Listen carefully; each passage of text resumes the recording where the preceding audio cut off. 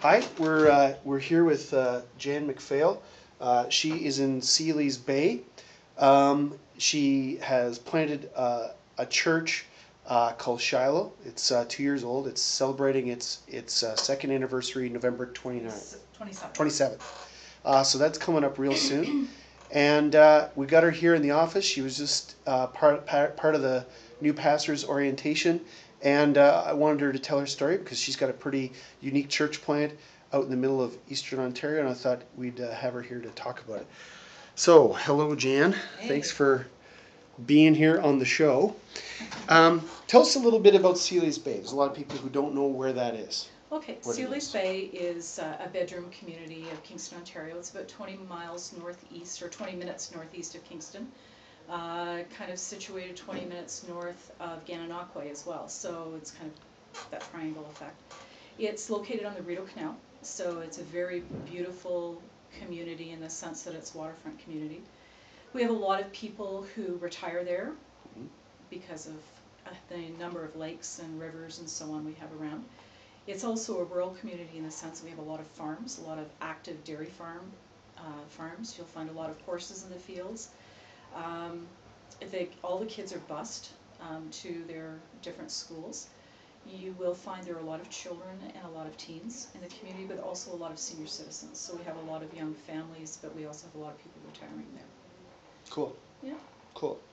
So your church plant's called Shiloh. Yes. And it kind of grew up out of some ministry you've been doing in Seeley's Bay. Yeah. What are some of the things that Shiloh does to connect to that kind of context? What makes it successful there? What can you tell us about that? Well, first I'll tell why we started Shiloh. We were doing a community youth ministry. And the thing that we noticed is that most people who attend the two churches in our community are older people. A lot youth, children, young adults did not attend. And we found that there was a real need in our community for something that was relevant to them. So we started in our home basically, and then a few months later moved to our community hall. The thing that Shiloh offers that is different is we're trying, not that we want to be the anti-church, but we want to be something that's unexpected.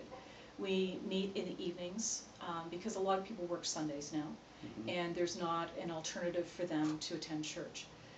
The format of our church as well is very casual. We are like a coffee house style church. We serve food, like we have coffee and tea, decaffeinated coffee because it's at night. But we have, our church family is great to bring snacks. We have a rotation.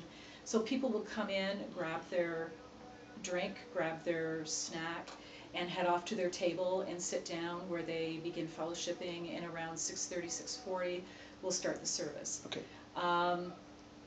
One unique thing we do is before I get up to speak, we will break again and they go refill and come back. Right. Because we meet in our community hall, it requires us setting up and taking down every week. But that's been a really good thing as well because it makes the community of the church work together to make it happen. Some of the benefits and detriments of our church, it's very intimate because we sit around at tables. Of course, you're interacting with other people. And sometimes people who come from a more formal background find that very intimidating. Okay. And they struggle a little bit with the intimacy because you really can't hide. Right. But people who are craving intimacy love it. Right. They love the fact that they're getting to know people at their table. It's not sort of slipping into a back pew and slipping out. Right. It's coming in and being part of a community, Right. and that's the exact environment we want. Is we want to have a community environment, because as we're strong together as a church family, then we're strong together reaching out to our community at large. Cool. So tell us some of the practical things and practical ways you guys have reached out. Any stories on that? Sure. This past summer, we did an experiment in our community because we do want to have a long-term drop-in center for youth. So we hired a summer student, and she operated a youth drop-in center on Monday and Wednesday mornings. One of the activities that they did is that she had the kids do a picture frame. Okay. And then distribute them through the community. And my suggestion was, we have a seniors residence directly across the road go distribute them there. So the kids went in, they visited with the seniors, gave them the picture frame, went over very well. The Yep. seniors loved the interaction with the kids. But the challenge from there was a little bit more uncomfortable for them, is Kayla sent the kids out to walk the streets Okay. and to pray around the community as they went. And a few weeks later, and to distribute the frames who they felt they wanted to give them to. Okay. So as they were led, they... As they were led Okay. to hand them out. So I had gone to the post office a few days later, I guess.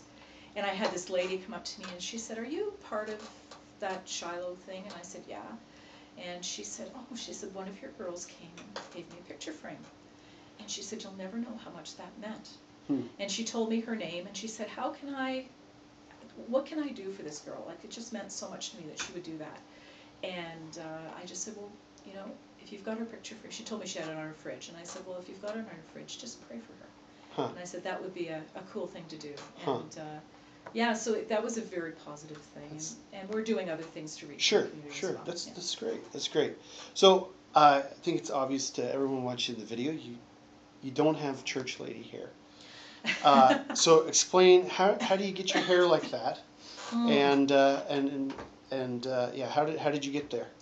Well, I'm very blessed to have a husband who's a hairstylist and owns a salon in Kingston. And I am the walking experiment. So yeah, I therefore don't have church lady hair. I'm not your atypical pastor, right? Probably, but I don't like to be normal, so that's okay. Yeah, my husband owns a business in Kingston, and he is a wonderful guy. He's my partner in every way possible, and especially in this ministry. Cool. This isn't the first ministry I've done. So the difference in Shiloh and where I've been before is that he's not standing behind me, he's walking beside me. Cool. And that is one of the most awesome things. He's also known as our comedian. He's our resident comedian. And everybody loves him. And I think because he works in a business where it requires intimacy.